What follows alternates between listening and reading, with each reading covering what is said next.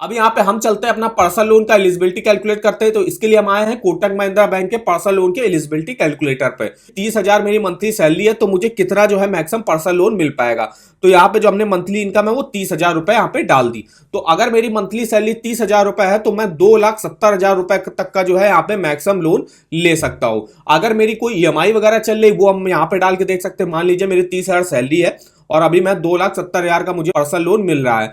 तो अगर मेरी मंथली ईएमआई मान लीजिए मेरी 2,000 रुपए की कोई मंथली ईएमआई चल रही है, तो मैं अब जो लोन लेने के लिए एलिजिबल होऊंगा वो होऊंगा 2,52,000 रुपए। इस तरीके से आप जो है पर्सनल लोन का भी एलिजिबिलिटी कैलकुलेट कर सकते हो। अब यहाँ पे मेरी मान लीजिए जो है ईएमआई वगैरह कोई नहीं चल रही है, तो 2,70,000 का मैं लोन ले सकता हूं। तो अब इस लोन की आपको चलिए मंथली ईएमआई कैलकुलेट करके बताते हैं कि अगर आप इतना लोन लोगे तो आपकी मंथली ईएमआई और टोटल इंटरेस्ट क्या बनेगा। तो यहाँ पे हमने इसको कॉपी किया, चलते हैं अपने ईएमआई कैलकुलेटर पे, इस पर्सनल लोन में आते हैं और यहाँ पे हम अमाउंट डाल देते हैं 2,70,000 का मैं मैक्सिमम लोन ले सकता हूँ। मेरी मंथली सैलरी अगर 30,000 रुपए है। रेट ऑफ इंटरेस्ट जो चल रहा है कोटक महिंद्रा का ही ले लेते तो 11 से 12% के अराउंड चल रहा है। तो चलिए यहाँ पे हमने 12% के हिसाब से ले लिया। लोन टेन्योर आप मैक्सिमम 5 साल के लिए ले सकते हो। तो चलिए हमने यहाँ पे पहले 5 साल के लिए कैलकुलेट करके आपको बताते हैं। तो आपका जो मंथली ईएमआई बनेगा वो बनेगा 6,006। इंटरेस्ट पे करना पड़ेगा 90,360। टोटल पेमेंट करनी होगी 3,60,360 रुपए।